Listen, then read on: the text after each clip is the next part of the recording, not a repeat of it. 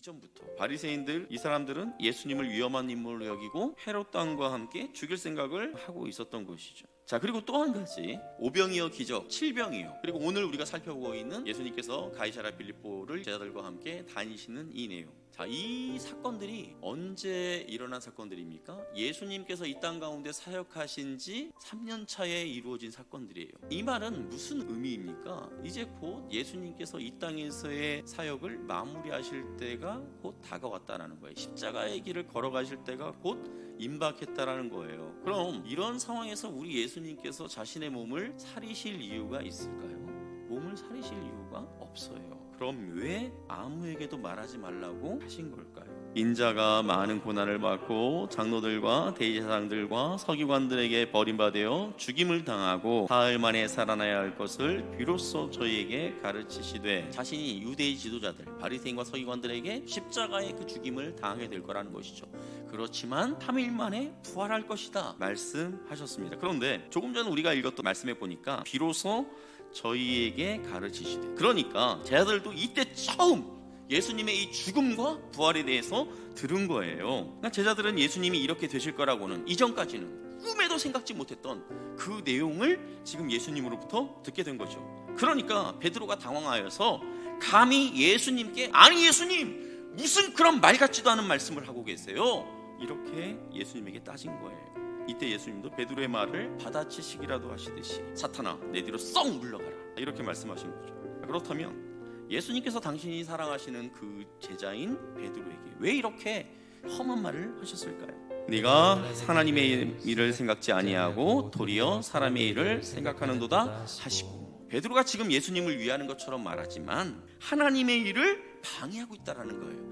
하나님의 일을 가로막고 있다라는 거예요. 그러니까 베드로가 자기 입술로는 주님은 그리스도이십니다 이렇게 멋지게 고백했지만 정작 그의 머릿속에는 그 그리스도가 무엇을 의미하는지, 어떤 일을 하시는 분인지에 대한 제대로 된 생각이 없었던 거죠. 그저 당시 유대인들이 생각하는 그 정도의 수준밖에는 생각지 못하고 있었다라는 거예요. 예수님과 제자들의 이 짧은 대화를 통해서 이 베드로를 비롯한 제자들이 어떤 생각을 가지고 있는지가 다 드러나게 된 거예요. 제자들은 예수님을 따른다고 했지만 죄인의 낙인이 찍힌 십자가에 달리는 그리스도가 아니라 영웅 같은 예수 그리스도의 제자가 되기를 원했다라는 거예요. 이것이 바로 하나님의 일을 생각지 않고 사람의 일을 생각하고 있는 베드로의 모습, 아니 제자들의 모습이라는 것이죠. 자, 이런 베드로의 어리석은 모습을 보면서 이 모습이 우리의 모습이란 생각을 하게 되었습니다. 우리 역시 예수님을 믿는다라고 말합니다. 예수님을 따른다고 고백합니다. 그런데 정작 우리는 낮아져서 제자들의 발을 씻기셨던 예수님, 우리의 구원을 이루기 위해 십자가에서 수치를 참고 견딘 그 예수님을 따라하려고는 하지 않습니다. 우리가 이제 이 한 주간을 고난 주간으로 보내게 될 텐데, 주님이 겪었을 그 고난을 생각하며 우리가 잠시 슬퍼합니다. 그런데 그분이 걸어가신 길과 우리가 걸어가야 할 그 길 사이에 항상 우리는 명확하게 선을 그으면서 살아가고 있다는 거예요. 내 생각과 다르게 어떠한 일이 어그러지면, 그래서 사람들 앞에 내가 망신을 당하게 되면 그것을 못 참습니다. 그리고 하나님 앞에 대뜸 그러죠. 예수님 왜 나에게 이러시냐고요? 내가 뭘 그렇게 잘못했다고 이렇게 저를 힘들게 하십니까? 베드로가 했던 것처럼 그렇게 우리가 예수님을 몰아붙일 때가 얼마나 많습니까? 이렇게 예수님을 따르되 수많은 사람들의 갈채를 받는 영웅 같은 예수님의 제자가 되기를 원했던 베드로, 그리고 주님이 걸어가신 길과 우리가 앞으로 가야 할 길 사이에 명확하게 선을 긋고 살아가고 있는 우리의 마음속 깊은 곳에 어떤 욕망이 도사리고 있는 걸까요? 또 말하되 자 성읍과 탑을 건설하여 그 탑 꼭대기를 하늘에 닿게 하여 우리 이름을 내고 온 지면에 흩어짐을 면하자 하였더니, 그들이 이 탑을 건설하면서 뭐라고 지금 하고 있습니까? 흩어짐을 면하자 이렇게 말하기 전에 우리 이름을 내고 그렇게 말하고 있어요. 이것이 바로 베드로와 우리 마음에 꿈틀거리고 있는 높아지려고 하는 모습입니다.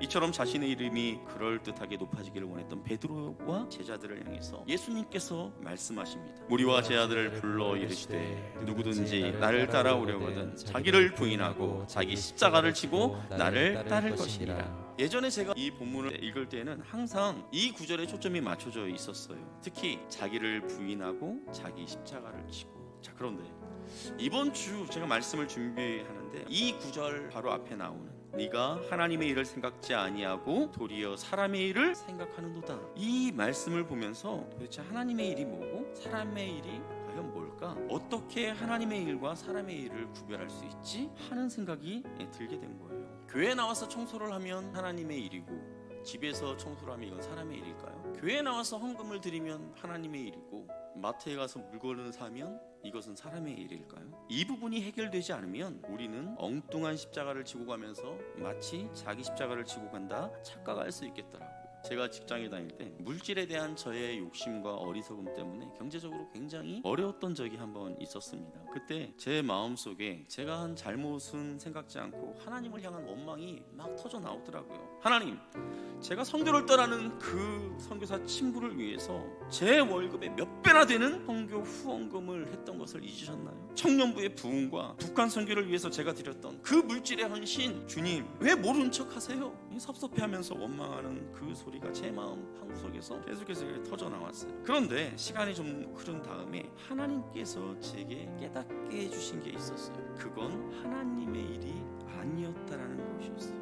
마치 하나님께서 제게 이렇게 말씀하시는 것 같았어요. 상훈아, 너는 너의 의를 위해서 일을 벌여놓고 왜 나를 위해서 네가 헌신했다고 그래? 네 기분대로 해놓고 왜 나를 위해서 헌신했다고 이야기해? 이렇게 말씀하시는 것 같았어요. 맞아요. 저는 그때 그것이 마치 하나님의 일인 것처럼 생각했지만 그 이면에는 나의 이름을 드러내고 싶은 마음, 또 내가 무엇인가 했다라는 그런 나의 의가 숨어있다는 것을 발견하게 된 거예요.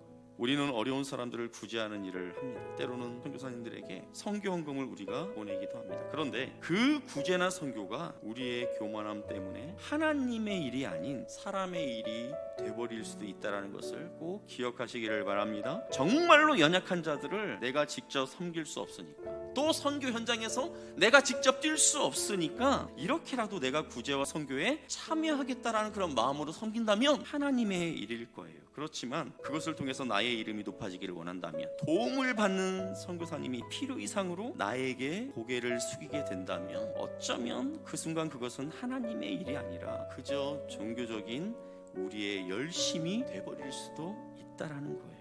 사랑하는 성도 여러분, 자기 십자가를 지려고 하기에 앞서서 무엇이 하나님의 일인지를 우리는 먼저 분별할 수 있어야 합니다. 그렇게 하지 않으면 기껏 많은 힘과 에너지를 들여놓고는 영광스러운 하나님의 일을 추한 사람의 일로 만들어버릴 수 있다는 것을 꼭 기억하시기를 바랍니다. 내일부터 우리 형제 교회들이 연합하여서 고난주간 특별새벽 부흥회를 시작합니다. 새벽마다 십자가 위에서 한없이 낮아지신 그 예수님을 바라보면서 별것도 아니면서 높아지려고 했던 우리의 이 교만한 마음을 날마다 십자가에 못 박는 저와 여러분이 될 수 있기를 주님의 이름으로 축복합니다.